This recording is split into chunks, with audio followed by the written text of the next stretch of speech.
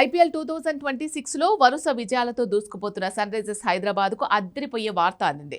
April 25న Jaipur వేదికగా రాజస్థాన్ రాయల్స్తో జరగనున్న మ్యాచ్లో Sunrisers regular captain Pat Cummins బరిలోకి దిగనున్నారు. దీంతో తాత్కాలిక కెప్టెన్గా వ్యవహరిస్తున్న ఇషాన్ కిషన్ తన బాధ్యతలను కమిన్స్కు అప్పగించనున్నారు.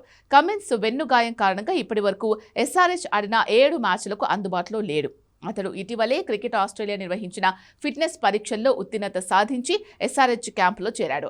ఢిల్లీ క్యాపిటల్స్తో జరిగిన మ్యాచ్లోనే కమిన్స్ ఆడతాడని అంతా భావించారు. కానీ కాస్త అసౌకర్యంగా ఉండడంతో టీం సెలెక్షన్ అతన్ని బరిలోకి దింపలేదు.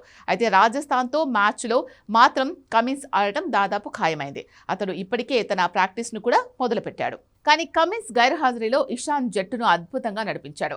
అతడి కెప్టెన్సీలో ఇప్పటి వరకు 7 మ్యాచ్లు ఆడిన ఆరెంజ్ ఆర్మీ 4 విజయం సాధించింది. సన్ రైజర్స్ ప్రస్తుతం పాయింట్ల పట్టికలో 3వ స్థానంలో కొనసాగుతోంది. కమిన్స్ సారథిగానే కాకుండా వ్యక్తిగత ప్రదర్శనల పరంగా ఆకట్టుకుంటున్నాడు. కిషాన్ 7 మ్యాచ్ల్లో 238 పరుగులు చేశాడు. అయితే కమిన్స్ జట్టులోకి వచ్చినప్పటికీ ఇషాన్ కిషనే కెప్టెన్గా కొనసాగించాలని సంజయ్ బంగర్, హర్భజన్ సింగ్ వంటి భారత మాజీ క్రికెటర్స్ అభిప్రాయపడుతున్నారు. జియో హాట్స్టార్ షోలో హర్భజన్ సింగ్, టీమిండియా మాజీ కోచ్ సంజయ్ బంగర్ మాట్లాడారు. ఈ ఇద్దరూ ఇషాన్ కిషన్నే సారథిగా కొనసాగించాలని సన్ రైజర్స్ మేనేజ్మెంట్కు సూచించారు.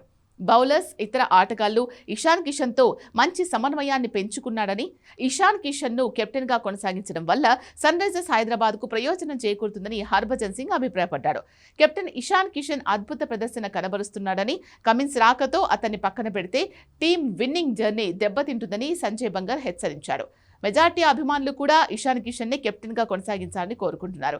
సన్ రైజర్స్ హైదరాబాద్ మేనేజ్మెంట్ ఏ నిర్ణయం తీసుకుంటుందో చూడాలి.